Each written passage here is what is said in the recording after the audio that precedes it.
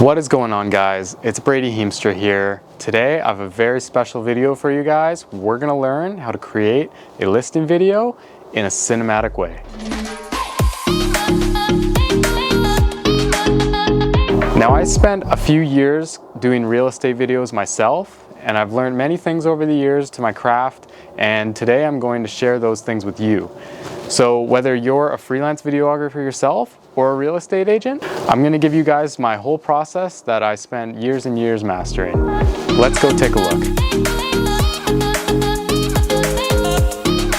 We're now behind the house and we're gonna take off using the trusty drone here. I always start filming my listing videos with the drone first thing. That way I can ensure that the weather hasn't really changed since I arrived. If I can take off in the backyard, that is preferable because you don't want your landing zone or your takeoff zone to be on the street in front of the house or the driveway, especially if it's sloped. So right here we have a nice little back route, which is nice and flat, and really no traffic comes through here at all. So this would be a perfect takeoff zone. So let's get going.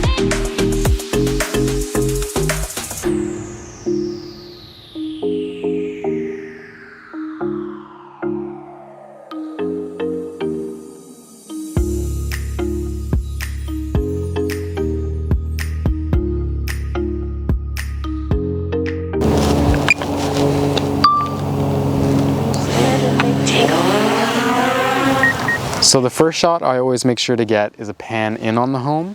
This is important to introduce the viewer to the home and also get maybe a little bit of the surrounding area. Also make sure that your drone is always in sight when you're filming. That way if you have any flyaways or anything goes wrong, you have viewership of the drone and you know where it's headed and you're able to contact the authorities whatsoever. An easier job might be to get a spotter to come with you. If you have those resources available, I highly recommend doing that. So the second shot that I think is necessary for you to do is a 360 panorama of the home. People often love seeing every aspect of the home, X, Y, Z axis.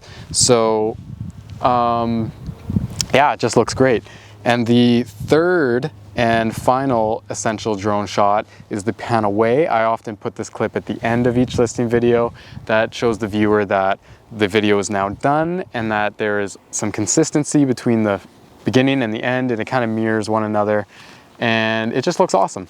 So yeah, now that we got all our shots, we can head on back and land it here.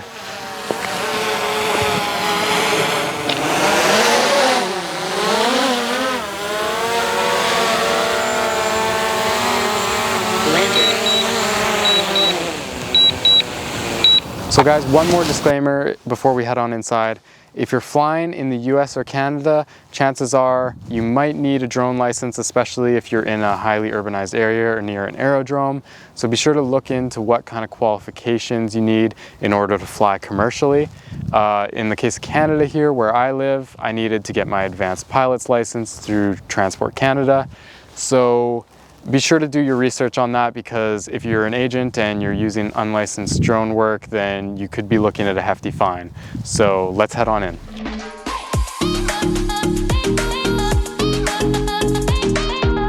So guys, now we're inside, so let's go over the interior shot setup. Right now I'm filming with a Canon 5D Mark IV on a Moza Air gimbal.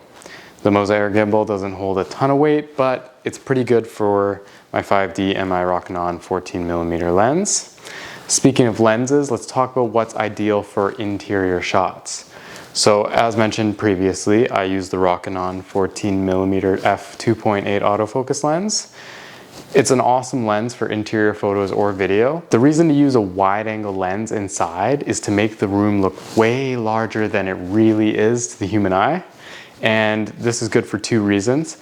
One, it looks like there's more space in the room. And two, it also provides way more just viewership and detail in the room. And that way you're not wasting your time panning the camera around, right? Wasting your viewers' time where they can just capture everything in just one single frame or image. So let's get into actual shots and go around the house and get some cool stuff.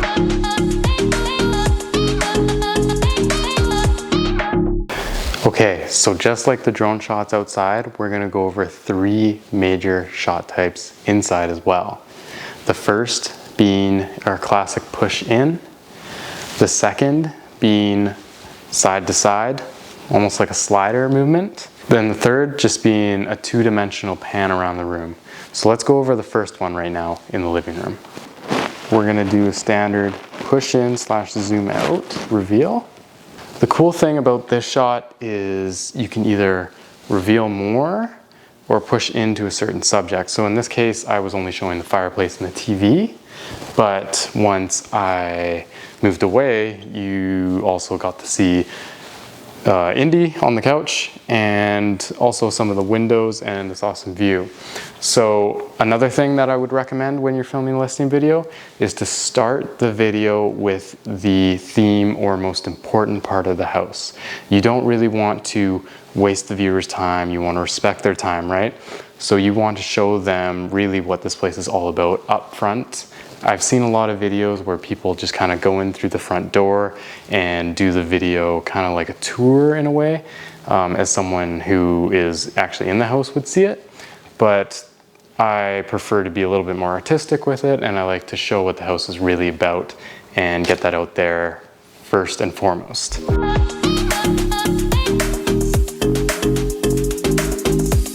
So now we're gonna go over shot number 2, the slider shot. We're gonna reveal from behind this cabinet the kitchen. It's important now that you switch your lens onto manual focus rather than autofocus, because when you start your shot behind this cabinet here, your camera may start to focus seek and it might get a little confused on the depth from the cabinet to the rest of the room. So I advise you to focus on the farthest part of the end of the room before you start recording.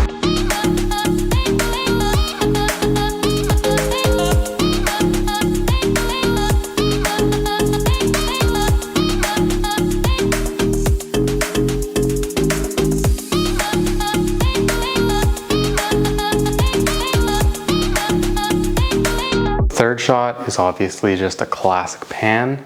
Nothing really confusing or complicated about this shot.